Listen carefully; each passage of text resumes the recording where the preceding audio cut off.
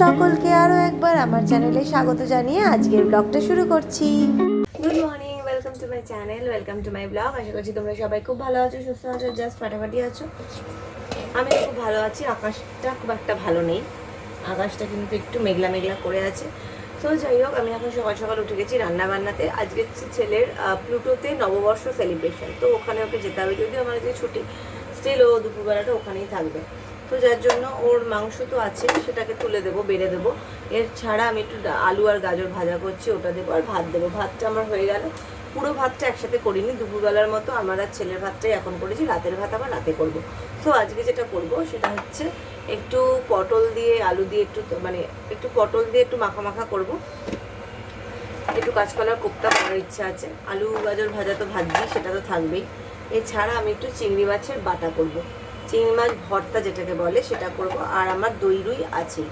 তো এই হচ্ছে আজকে খাওয়া দাওয়ার মেনুটা দেখতেই পাচ্ছ, খুব ভালো। আচ্ছা, সকালবেলা আমি একটা ব্রেড আর টোস্ট, ব্রেড দিয়ে পোস্ট দিয়ে একটা খাবো, সেটা আমার খুব পছন্দের খাবার। তো যাই হোক, এখন চলো, তেলটা গরম হয়ে গেছে, এখানে এখন আমি দিয়ে দিচ্ছি তেল। তো চলো এখানে এখন রান্নার দিকে মন দিই।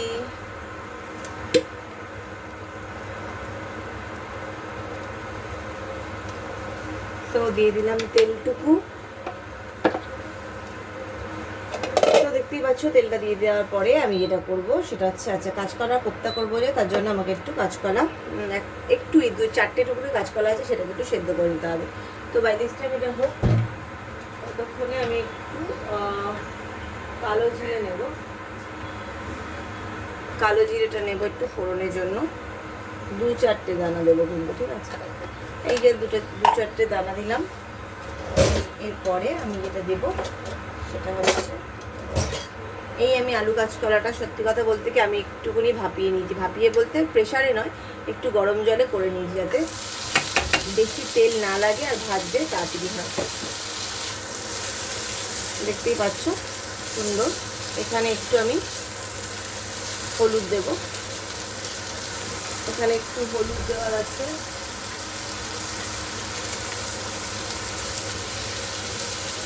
দিয়ে দিলাম, হলুদ দেওয়ার আছে, নুন দেওয়ার আছে, ঠিক আছে? হলুদ আর নুন দিয়ে ভাজবো। এই দিয়ে দিলাম আলু গাজর ভাজা। আচ্ছা, এবার একটু করে রোদ উঠছে, তো চলো এটা দিয়ে ভালো করে ভাজি। এটাকে একটুখানি নাড়াচাড়া করে এবার আমি ঢেকে রাখবো। ভালো লাগবে খেতে, আলু গাজর ভাজা তো ভালোই লাগে খেতে। তো চলো এটা ঢেকে রাখছি, একটুখানি আঁচটাও কমিয়ে দিচ্ছি, ঠিক আছে? 500-তে করে দিলাম, 1000-এ করে দিলাম, ঠিক আছে? এটা হতে থাকো। সো গাইস, আমি যেটা করছি সেটা হচ্ছে এখন পেঁয়াজ কেটে নিচ্ছি চিংড়ি মাছের ভর্তাটা করার জন্য। দেখতেই পাচ্ছ, এই পেঁয়াজটা দিচ্ছি, ঠিক আছে? পেঁয়াজ দেবো, একটু ধনেপাতা, একটু রসুন। পেঁয়াজটা কিন্তু আগে ভেজে নিতে হবে। অনেকে আছে কাঁচা বেটে তারপরে ভাজেন, আমি সেটা করছি না, আমি ভেজে বাটবো, ঠিক আছে?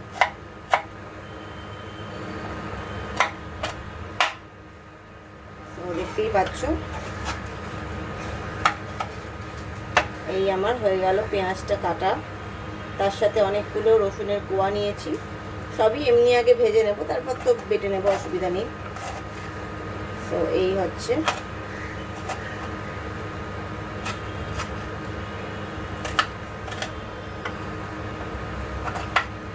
কেটে নিলাম, হয়ে গেল। না, টমেটো দেব না, পেঁয়াজ রসুন আর দেব হচ্ছে বেশ কিছুটা কাঁচা লঙ্কা গোটা। দেখো, বড় কাঁচা লঙ্কা তো, গোটা 3টে দিলাম, বেশ বড় বড়, দেখতেই পাচ্ছ। এই 3টেই দিলাম। কতটা ঝাল বুঝতে পারছি না, দাঁড়াও, মোটামুটি ঝাল আছে, একটা খারাপ ঝাল নয়, ঠিক আছে? এটা করে আমার কলিগ দিদির জন্য একটু নিয়ে যাব। এই দিলাম, সঙ্গে এইও দিলাম, সব একসাথে ভালো করে ভেজে নিতে হবে, ঠিক আছে? ভেজে নিয়ে আচ্ছা চলো দেখি এখন বাইরের টাইম এই ভাজাটা আমার কতদূর দাঁড়ালো, ঠিক আছে? সো দেখতেই পাচ্ছ এখন এখানে তেলটা মানে এটা বসিয়ে দিয়েছি। এখানে এখন ভাজবো হচ্ছে চিংড়ি মাছের ভর্তাটা। প্রথমে এইটুকু তেলটা দিলাম, কারণ তারপরে উপর দিয়ে একটু কাঁচা তেল দিতে হবে। তো যাই হোক, এখানে একটুখানি দিতে হবে হচ্ছে কালো জিরে। কালো জিরে দেব, ভালো করে চিটচিট করে মানে ভাজা হবে। তারপরেই আমি এখানে দিয়ে দেবো হচ্ছে বাকি আমার জিনিসপত্রগুলো। এইটা দিয়ে দিলাম, তার সাথে আমি যেটা দেবো সেটা হচ্ছে এই চিংড়ি মাছগুলো দিয়ে দিলাম। চিংড়ি মাছগুলো এইবার এখানে ভালো করে ভাজা হবে, ঠিক আছে? এই ভাজাটার মধ্যে কিন্তু আমি দিয়ে দেবো একটু রসুন, ঠিক আছে? আচ্ছা এখানে দিয়ে দেবো এবার আমি নুন,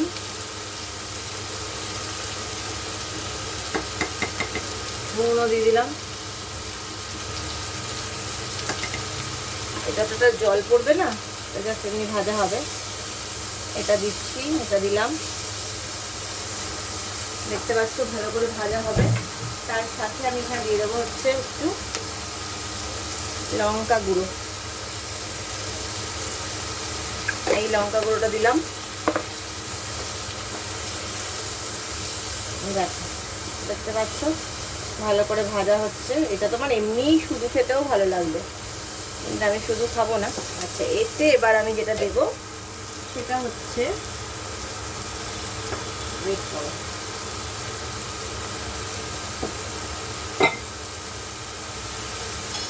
এতে এবার আমি যেটা দেবো সেটা হচ্ছে একটু ধনেপাতা বাটা। ধনেপাতা বাটাটা দিয়ে দিলাম। এইবার ধনেপাতাটা আমি বেটে রেখেছিলাম অনেক দিন হলো, কিন্তু যেহেতু কাচের কন্টেনারে রেখেছি সেই জন্য কিন্তু বাটাটা কিচ্ছু হয়নি। তো দেখতেই পাচ্ছ এখানে দিয়ে দিলাম ধনেপাতা বাটা। একটু যাবে হচ্ছে এখানে মিষ্টি।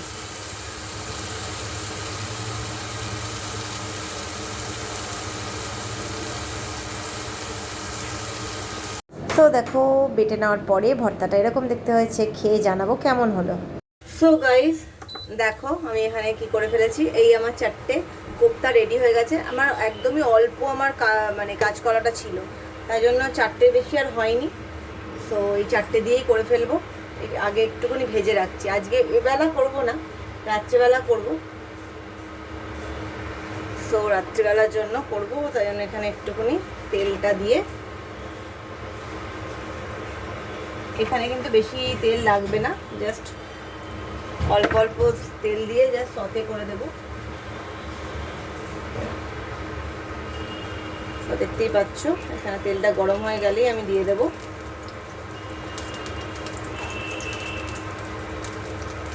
এই মোটামুটি গরম হয়ে গেছে। এখানে আমি ছেড়ে দিচ্ছি কোপ্তাগুলো।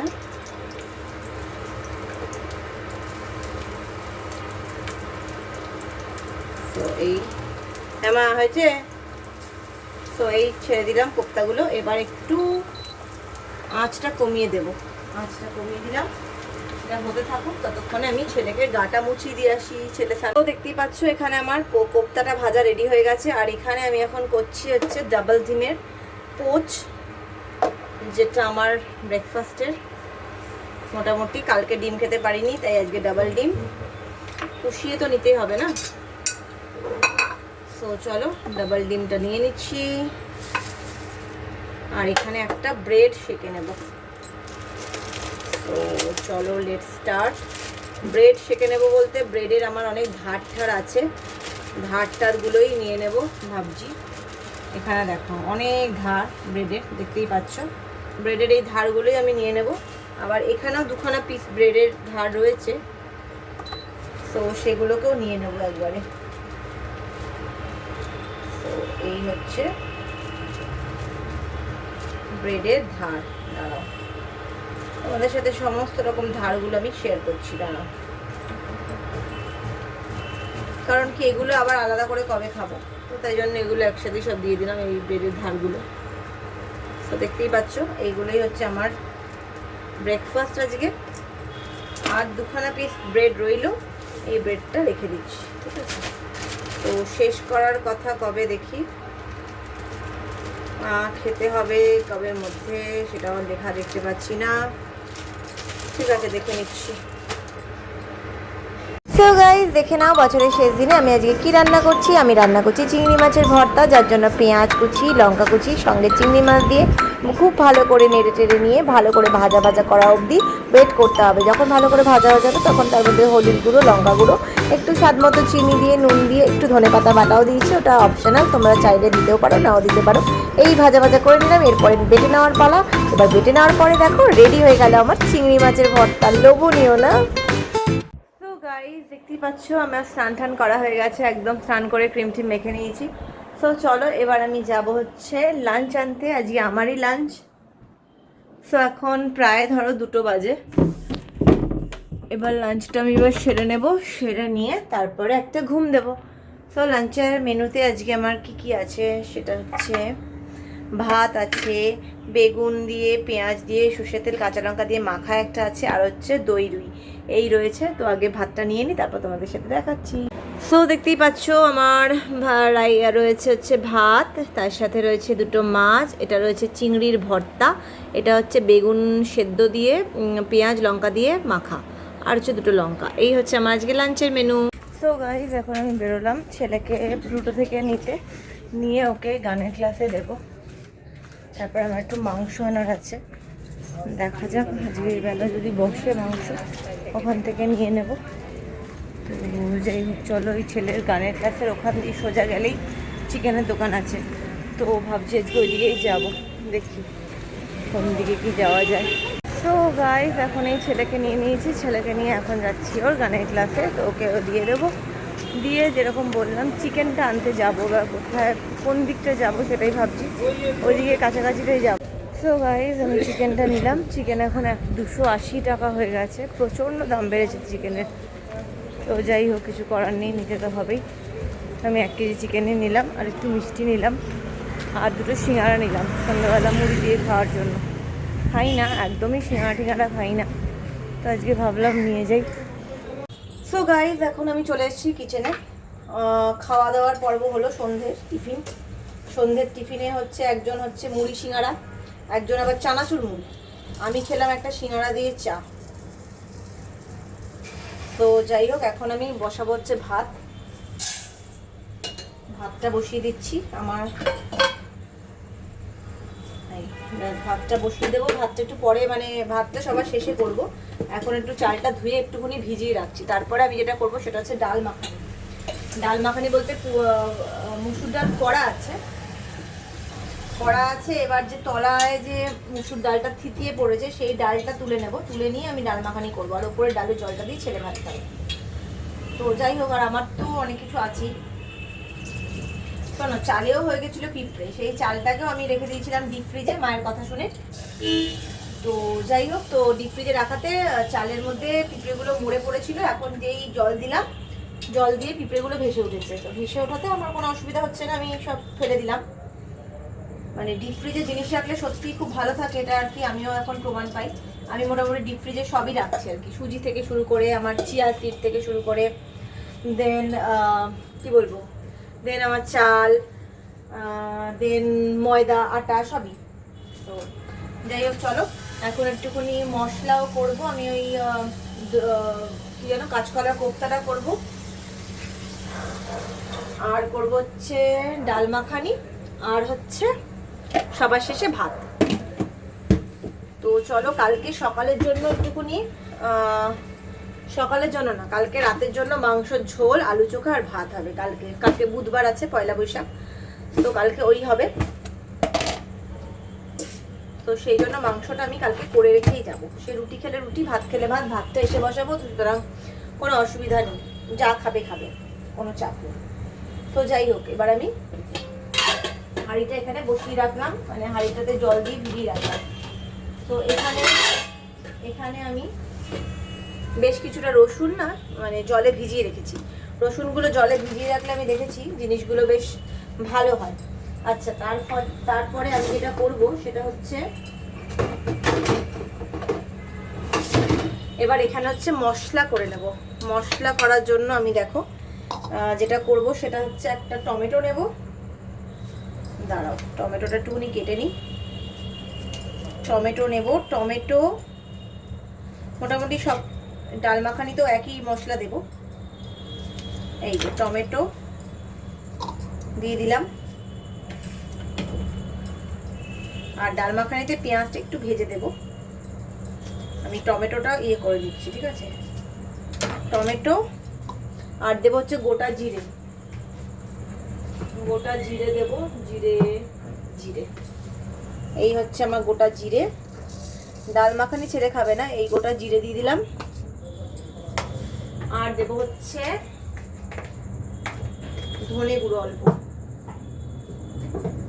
তো অল্প ধনে গুঁড়ো দেব। রসুন দেব, ঠিক আছে, ধনে গুঁড়ো দিয়ে দিলাম। সো এই হলো ব্যাপার।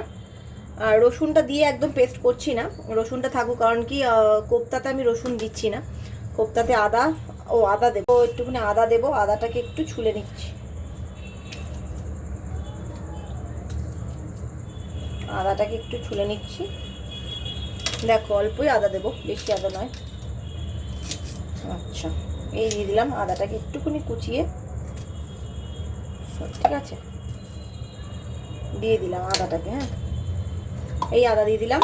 আর দেবো হচ্ছে একটা ছোট্ট লঙ্কা ছিল, লঙ্কা অর্ধেক আর এই হাফ, এই লঙ্কা দিয়ে দিলাম। আর এবার একটু জল দিয়ে জিনিসটাকে আগে একটু পেস্টটা করে নেবো, ঠিক আছে। চলো পেস্টটা আগে করে নিই, কারণ কি ইন্ডাকশনটা জ্বালানোর আগে পেস্টটা করে নিচ্ছি তারপরে।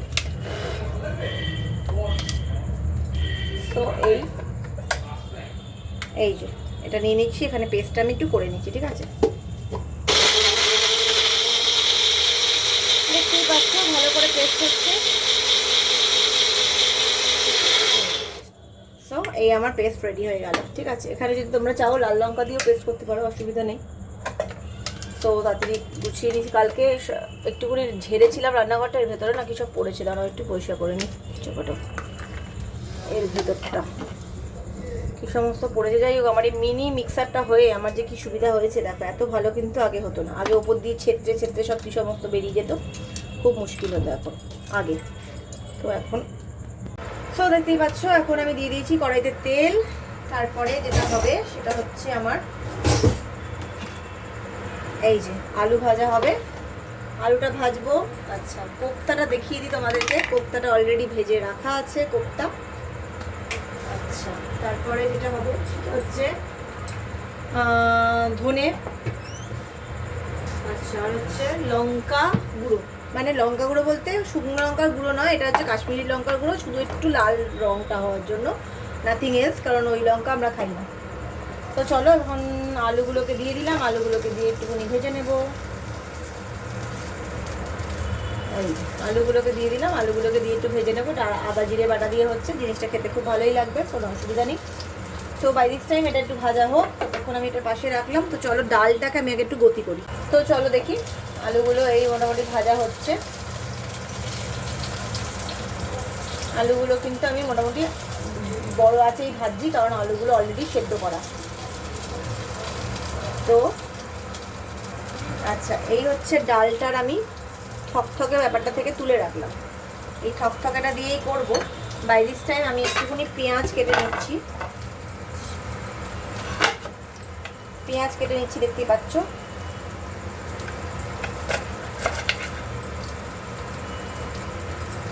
কি হলো বুঝতে পারলাম না আর কি। তো যাই হোক, এই আর কি, আমি পেঁয়াজটা কাটছি সুন্দর করে। পেঁয়াজটা দিয়ে ভাজা ভাজা করব, তারপরে একটু মশলা দেবো, তারপর একটুখানি রসুন দেব। তো এই হচ্ছে আমার পেঁয়াজ কাটা। পেঁয়াজটা চেষ্টা করব যতটা মিহি করে কাটা যায়। তো চলো মিহি করে যাতে কাটা যায় সেটাই দেখছি আর কি। পেঁয়াজটা এদিকে যা হয়েছে।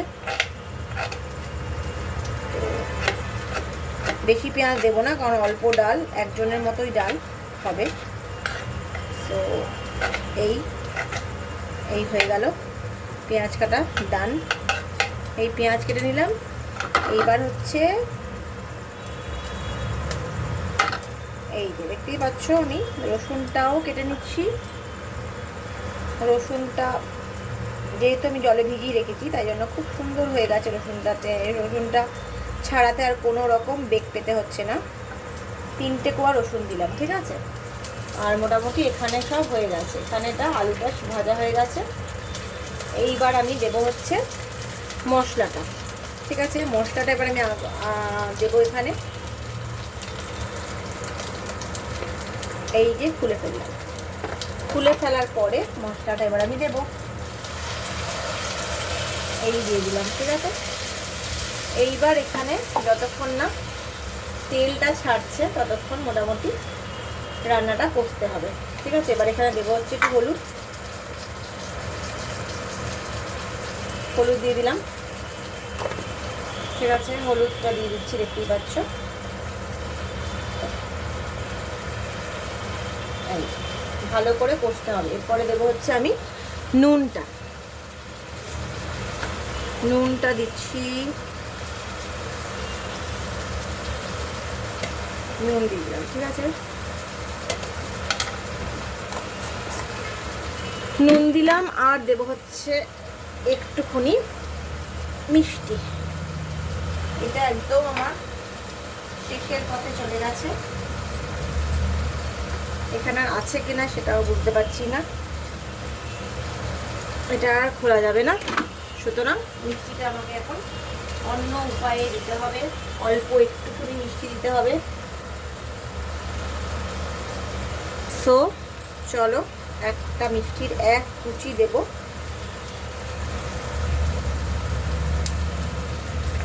এই দেখতে পাচ্ছ মশলাগুলো কিরকম ভাজা ভাজা হয়ে গেছে। এইবার এখানে আমি দিয়ে দেবো হচ্ছে কোপ্তাগুলো। হ্যাঁ, কোপ্তাগুলো দিয়ে দিলাম। কোপ্তাগুলো দিয়ে এবার ভালো করে নাড়িয়ে নিতে হবে। নিয়ে আমাকে বেশ করে জল দিতে হবে, ঠিক আছে। যেহেতু কোপ্তা সেহেতু একটু জলটা টানবে, ওই সুতরাং আমি একটুখানি জল দিয়ে দিলাম। দেখতেই পাচ্ছ মোটামুটি এই কোপ্তা আমার রেডি হয়ে গেছে। এবার একটু ফুটে গেলেই রেডি হয়ে যাবে কোপ্তা। আর এবারে একটু দিয়ে দেবো এখানে ঘি দেবো। আর দেবো হচ্ছে একটু ধনেপাতা।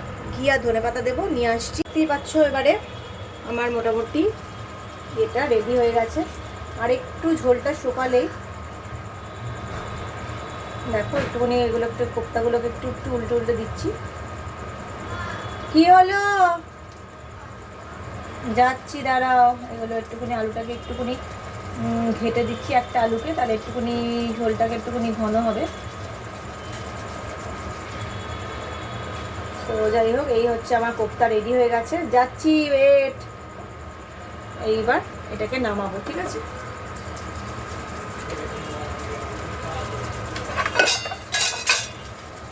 তো চলো এটাকে ঢেকে দিয়ে রাখি।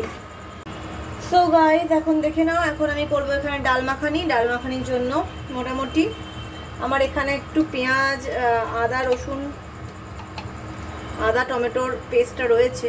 এই দেখো, এইটা না ভাবছি রেখে দিচ্ছি।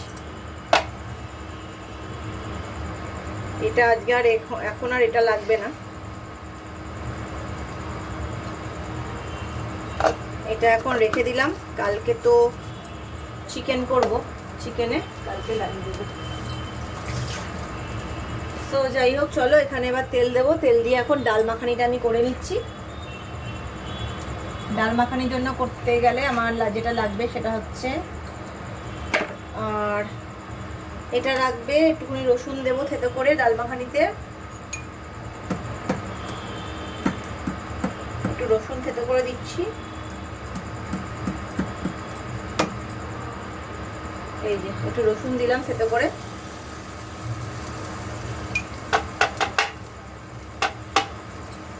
এটা দিয়ে দিলাম। আচ্ছা, আর দেবো হচ্ছে পেঁয়াজ কুচিটা। পেঁয়াজ কুচিটাও দিয়ে দিলাম। মোটামুটি ওখানে আমার এই যে পেঁয়াজটা এবার ভেজে নিচ্ছি। ওখানে টমেটো, লঙ্কা সব কিছু বাটাই রয়েছে। এটা এখানেই লাগিয়ে দিই। কারণ কারণ চিকেনে করতে গেলে এতটা ঝাল আমার ছেলে আবার খেতে পারবে না, এটা তো বেশ ঝাল ঝাল আছে।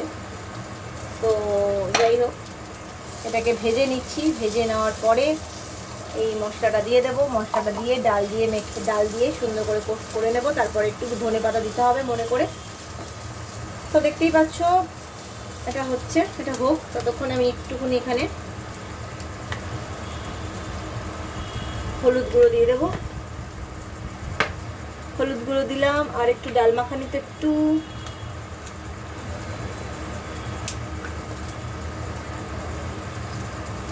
মোটামুটি একটু মিষ্টি মিষ্টি তো হয়। তো যাই হোক, এই যে তেল এটা ভাজছি, মোটামুটি পেঁয়াজটা দিয়ে ভালো করে ভাজছি, দেখতেই পাচ্ছ। মোটামুটি পেঁয়াজটা ভালো করে ভাজা হোক, তারপরে আমি দিয়ে দেবো এইখানে এই মশলাটা ভেজে কষে রাখা, মানে পেস্ট করে রাখা এই মশলাটা দিয়ে দিলাম।